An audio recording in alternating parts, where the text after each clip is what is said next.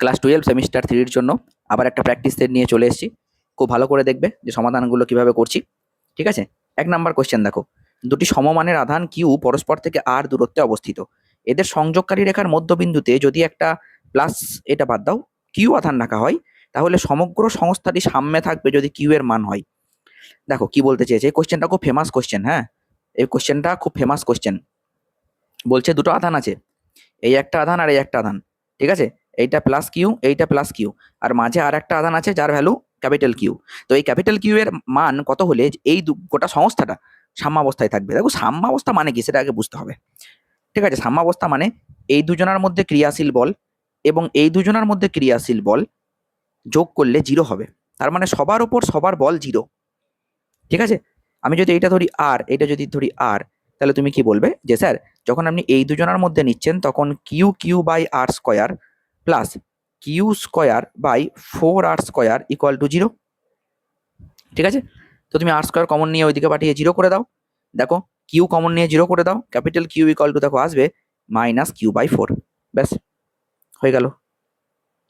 একটি সুষম তড়িৎ ক্ষেত্র এত, এটা আই ক্যাপ, নিউটন পার কুলম্বে 10 সেন্টিমিটার বাহু বিশিষ্ট একটি বর্গাকার পাত ওয়াইজেড তলে রাখা হলো। পাতটির মধ্যে দিয়ে অতিক্রান্ত তড়িৎ ফ্লাক্স কত? দেখো আমি একদম ডাইরেক্ট একটা কথা বলি, তড়িৎ ক্ষেত্র তোমাকে যখনই বলে দেবে না, তুমি দেখবে যে এখানে কোন তল দিয়েছে। দেখো ওয়াইজেড তল দিয়েছে, ওয়াইজেড তল মানে আই ক্যাপের এখানে মর্যাদা আছে। ওয়াইজেড তলের দিক হচ্ছে আই ক্যাপ বরাবর, এটা মাথায় রাখতে হবে। ফাই ইকুয়াল টু কি জানো? ফাই ইকুয়াল টু হচ্ছে ই ডট এস। ঠিক আছে? তো এস তো ক্ষেত্রফল না, 10 স্কোয়ার তার মানে কত? 100। 10 স্কোয়ার মানে 100। আর সেমি স্কোয়ারকে তুমি যখন মিটার স্কোয়ার করবে, হ্যাঁ 10 স্কোয়ার 100 কেন করলাম বলো তো? কারণ বর্গাকার আছে, তো বর্গাকার পাতের ক্ষেত্রফল তো বাহু স্কোয়ার হয়, তাই না? তাহলে 100 বাই, সেন্টিমিটারকে মিটার করতে গেলে 100 দিয়ে ভাগ করতে হয়। এখানে যেহেতু সেন্টিমিটার স্কোয়ার আছে, তাহলে মিটার স্কোয়ার করতে গেলে 1 2 3 4 চারটে শূন্য দিয়ে ভাগ করলাম, একের পিঠে চারটে শূন্য, 1 2 3 4, তাহলে কত হবে? 1 বাই 100, এত মিটার স্কোয়ার ক্ষেত্রফল পেয়ে গেলাম। এবার তুমি ই ডট এস করে দাও, ই ডট এস করে দাও, তাহলে ফাই ইকুয়াল টু কি হবে? যেভাবে সলভ করতে হবে পরীক্ষায় আমি সেইভাবে দেখাচ্ছি। ঠিক আছে? 3 ইন্টু 10 কিউব লিখবে, যেহেতু ওয়াই জেড তল মানে আই ক্যাপ, তাহলে আই ক্যাপের সঙ্গে আই ক্যাপ ডট হলে এই 1 বাই 100টা সিম্পলি গুণ হয়ে যাবে। তাহলে 3 ইন্টু 10 অর্থাৎ 0.3। ঠিক আছে? সরি 0.3 বলছি, 30, কারণ ওপরে একটা শূন্য থাকবে। 30, okay, newton metre square per coulomb. ঠিক আছে? এইটা হবে অ্যান্সার। তাহলে phi equal to E dot S, simply E dot S করে দাও, অ্যান্সার চলে আসবে। একটি আহিত পরিবাহী গোলকের অভ্যন্তরের কোনো বিন্দুতে তড়িৎ ক্ষেত্র ই এবং তড়িৎ বিভব ভি এর মান কত হবে? মনে রাখবে যখন কোনো একটা আহিত গোলক তোমাকে দেবে, বাইরে আধান ছড়ানো আছে, ঠিক আছে, ভেতরের যে কোনো বিন্দুতে ই শূন্য হবে, তার মানে কোনো তড়িৎ ক্ষেত্র প্রাবল্য থাকবে না, আর ভি হবে কনস্ট্যান্ট। ভি হবে কনস্ট্যান্ট। দেখো ই শূন্য হলে ভি কনস্ট্যান্টই হবে, কারণ আমরা জানি ই সমান মাইনাস ডিভি ডিএক্স। ঠিক আছে? তাহলে ই শূন্য এবং ভি কনস্ট্যান্ট। আর ব্যাসার্ধের একটি পাতলা গোলকীয় খোলকে কিউ আধান দেওয়া হলো, এর কেন্দ্র থেকে r/2 দূরত্বে বিভবের মান কত হবে? দেখো আর যদি ব্যাসার্ধ হয়, তার মানে r/2 মানে ভেতরের কোনো বিন্দু, আর ভেতরের কোনো বিন্দুতে তড়িৎ বিভব কত হয়? ধ্রুবক হয়। তড়িৎ বিভব হয় ধ্রুবক। স্যার ধ্রুবক তো হয়, কিন্তু এই ধ্রুবকটা কত হয়? এই সারফেসে যা হবে ভেতরেও তাই হবে। সারফেসে কত? 1/4 pi epsilon naught q by r, ভেতরেও তাই হবে। তাহলে এইটা হবে অ্যান্সার। ঠিক আছে? এইটা হবে অ্যান্সার। ওকে, দুটি বিন্দু আধান +4q এবং +q পরস্পর থেকে এল দূরত্বে অবস্থিত। এদের সংযোগকারী রেখার কোন বিন্দুতে তড়িৎ ক্ষেত্র প্রাবল্য শূন্য হবে? কোথায় তড়িৎ ক্ষেত্র প্রাবল্য শূন্য হবে? দেখো দুটো আধান আছে, একটা এইটা আর একটা এইটা, এটা +4q আর এটা +q। আমি ধরে নিচ্ছি এই মাঝের দূরত্বটা তো বলেই দিয়েছে এল, আর আমি এটাও ধরে নিচ্ছি যে এখান থেকে এক্স ডিস্টেন্স দূরে এই বিন্দুতে তড়িৎ ক্ষেত্র প্রাবল্য শূন্য হবে। তাহলে তুমি বলবে দেখুন স্যার তড়িৎ ক্ষেত্র প্রাবল্য মানে একটা একক ধনাত্মক আধানকে নিয়ে এসে ছেড়ে দেবো, এ এই দিকে বিকর্ষণ করবে আর এ এই দিকে বিকর্ষণ করবে, দুটো বিকর্ষণ বলের মান যদি সেম হয়ে যায় তাহলে স্যার শূন্য হয়ে গেল। তাহলে দুটো বিকর্ষণ বলের মান কত? একটার জন্য আমি লিখছি, দেখো কে তো দুদিকেই হবে, কে কেটে দিলাম, 1/4πε0 এখানে আমি রাখছি না, কারণ দুদিকে যেহেতু কেটে যাবে। ওকে, তাহলে আমি কি বলবো, এটার জন্য বলবো 4q/x² ইকুয়াল টু, এটার জন্য বলবো q/x², q/x নয়, q/l - x তার স্কোয়ার, কারণ এইটুকু যদি x হয় তো এইটুকু তো ভাই l - x হবে না, l - x রুট করে দাও, তাহলে রুট করে দিলে কত হবে বলো তো, রুট করে দিলে হবে, দেখো কিউ কিউ তো কেটে যাবে, 2/x equal to 1/l - x, কোনাকুনি গুণ করে দাও, 12 - 2x ইকুয়াল টু x, তাহলে এটা 3x ইকুয়াল টু 12,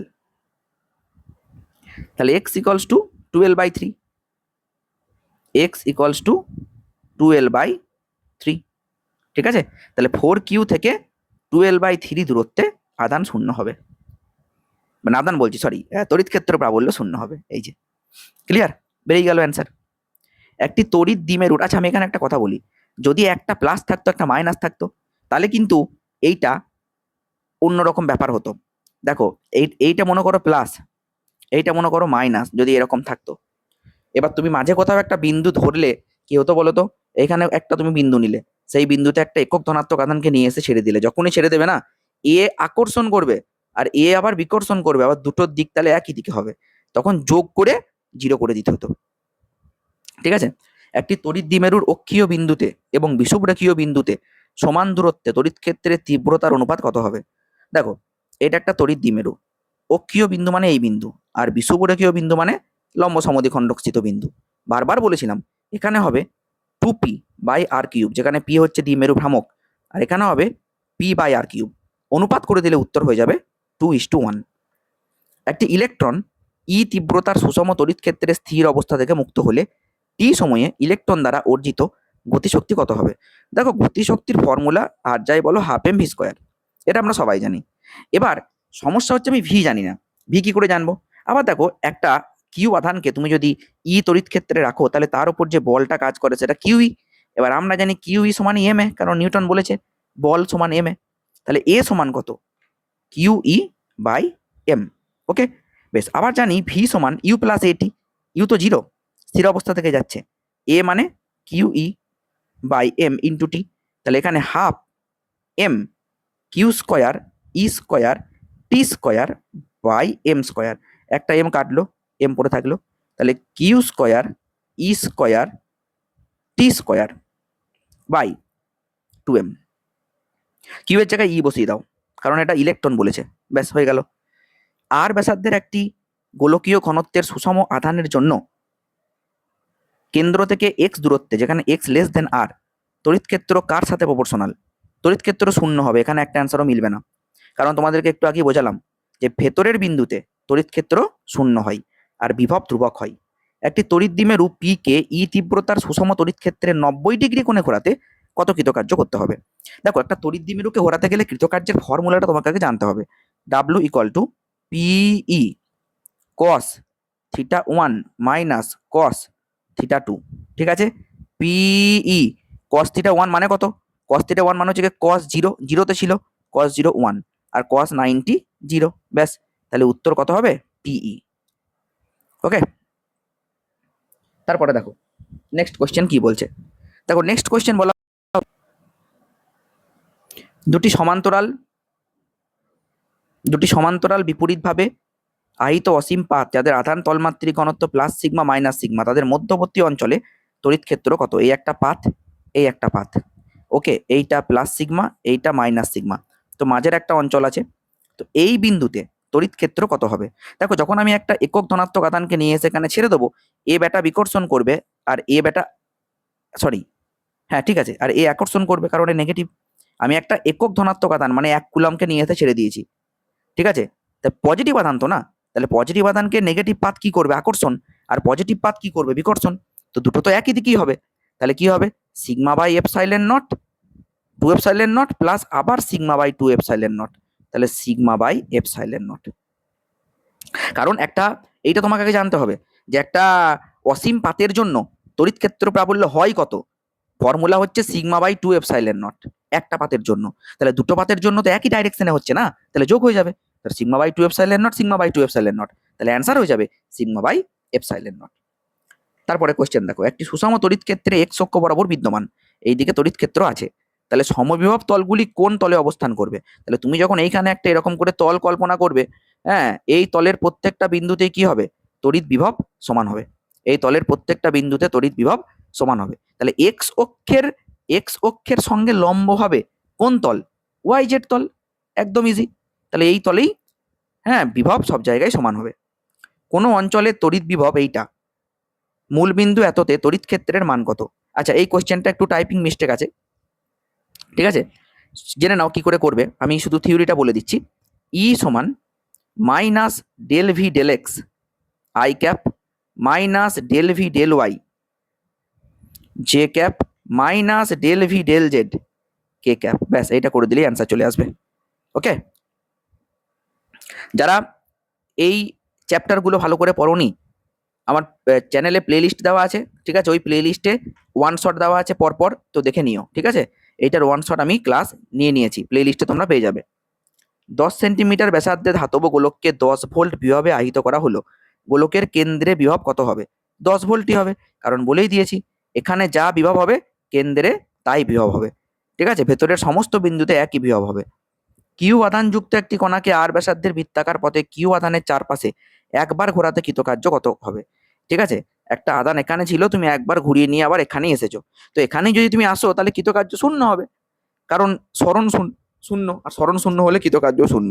দেখো, এটা সব ক্ষেত্রে হয় না, কিন্তু তুমি যদি ফ্রিকশন বলের অধীনে যাও তাহলে কিন্তু এই ঘটনাটা ঘটবে না, তখন সরণ শূন্য হলেও কৃতকার্য শূন্য হবে না। সরণ শূন্য হলে কৃতকার্য শূন্য হবে সেই সব ক্ষেত্রেই যে বলগুলো সংরক্ষী বল, বা যে বল ক্ষেত্রগুলো সংরক্ষী বল ক্ষেত্র, কনজারভেটিভ ফোর্স ফিল্ড না হলে, সরণ শূন্য হলে কৃতকার্য শূন্য হয় না। বুঝতে পেরেছ? দুটি বিন্দু আধান প্লাস 1 মাইক্রোকুলম প্লাস 4 মাইক্রোকুলম পরস্পর থেকে 10 সেমি দূরে রাখা হলো, তাদের স্থিতিশক্তি কত? দেখো, স্থিতিশক্তির ফর্মুলা আগে জানতে হবে। U equal to Q1 Q2 by r, ঠিক আছে। তাহলে 4 একে 4, ওকে। আচ্ছা, 1/4πε0টা তো থাকবে, তাই না? কে থাকবে, তো কে এর ভ্যালু কত? 9 ইন্টু 10⁹ ইন্টু 4 ইন্টু 1, আর মাইক্রো কুলমকে কুলম তো করতেই হবে, আমি 10 গুলোকে ধরছি না। আর নিচে কত হবে? 10 সেন্টিমিটার, মিটারে করলে আবার এটা ওটা হবে, ও করতেই হবে কারণ সব একই ধরনের অ্যান্সার আছে। দেখা যাক, চলো। তাহলে এটা কত হবে? মাইক্রো কুলমকে কুলম করতে গেলে -6, আর যেহেতু দুটো গুণ আছে তাহলে -12, ওকে। আর কত? 10 সেন্টিমিটারকে মিটার করতে গেলে -2, বেশ।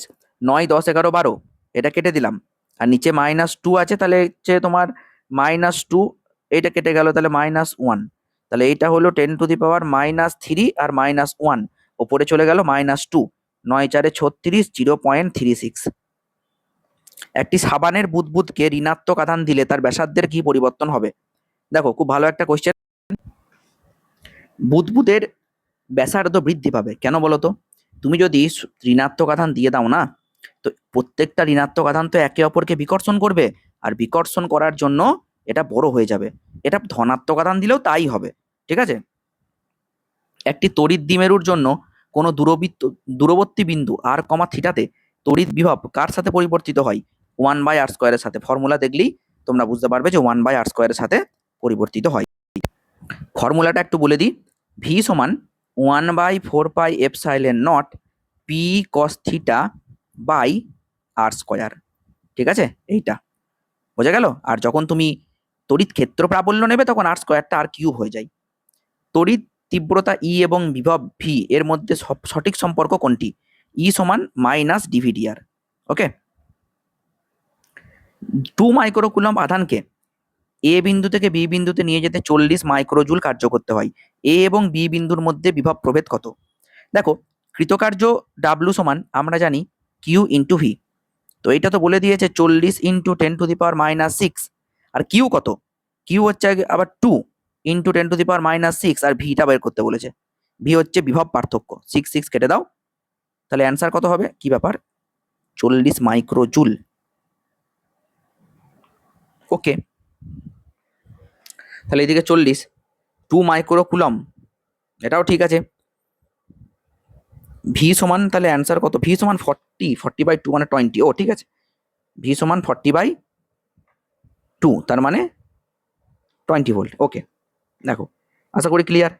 একটি আলফা কণাকে 100 ভোল্ট বিভব প্রভেদের মধ্যে দিয়ে ত্বরান্বিত করলে গতিশক্তি কত হবে? দেখো, একটা আলফার আধান হচ্ছে +1.6 ইন্টু 10⁻−19 এর 2 গুণ, এইটা। ঠিক আছে, গতিশক্তি চেয়েছে।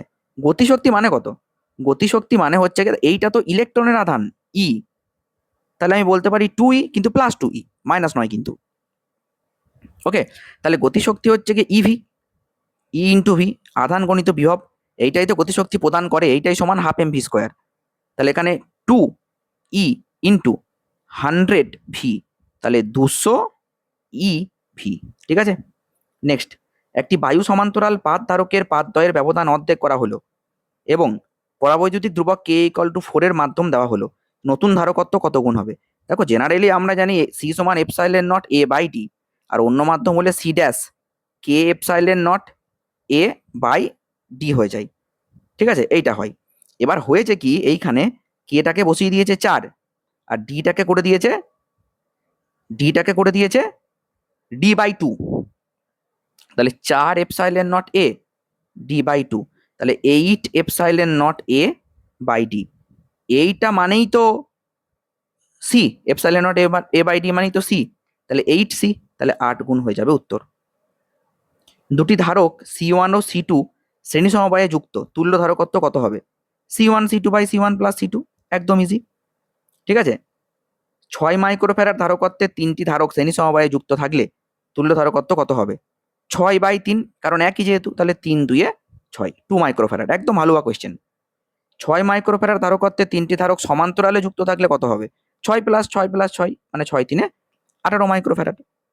একটি ধারককে কিউ উপাদান দেওয়া হলো এবং বিভব হলো ভি, এতে সঞ্চিত শক্তি ইউ হলে নিচের কোনটি সঠিক?